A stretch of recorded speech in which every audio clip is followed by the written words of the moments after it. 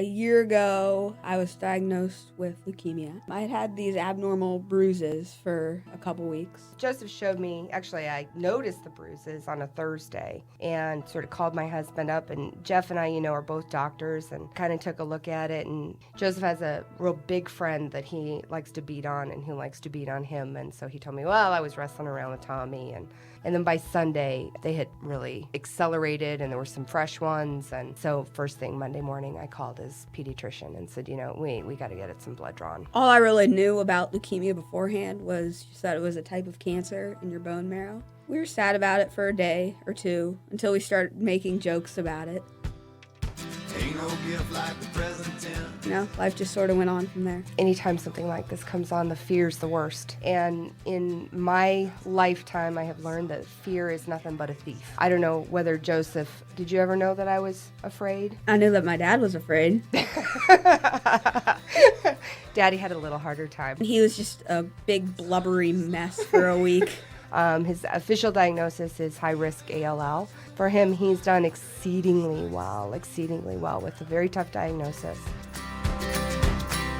Long live the heart, long live the soul that knows what it wants. I personally am so grateful. I remember where therapy was for leukemia 20 years ago. I know for someone with Joseph's diagnosis today, the outcome would have been much different 10 years ago, 20 years ago, 30 years ago than it is today. We were fortunate. It was treated exactly correctly, and he responded in exactly the way we would hope. And most importantly, we were able to stay here in Springfield at home with his family, with his friends, with his entire support community around him.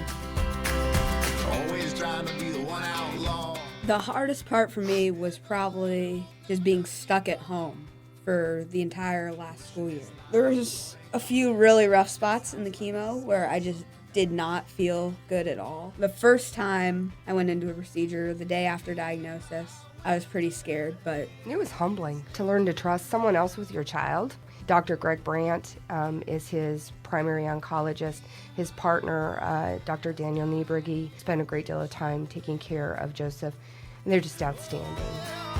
Long live the heart, long live the soul that knows what it wants. At no point in time did we ever have an encounter with anyone, nursing, support staff, even down to the janitors at the hospital, who weren't kind and loving. Got to make hay when the sun is shining, can't waste time when it goes time to dance. my strategy moving forward is just to stay healthy, try and stay out of the hospital, try and not have any more overnight trips throughout the rest of my chemotherapy. Try and stay active, and I'd like to get out to Colorado this winter to go skiing. I think we're going to be able to do that. I have gotten to know my kid in a different way and appreciate different things about him. I knew he was tough, and I knew he was a rumble-tumble boy, and I knew that, he had an adventurous spirit. I didn't know that he really had a soul that was unbreakable, though. It's really difficult for me to express the depth of my gratitude at being able to just stay and not have to uproot the family to do it. That really was an incredible gift.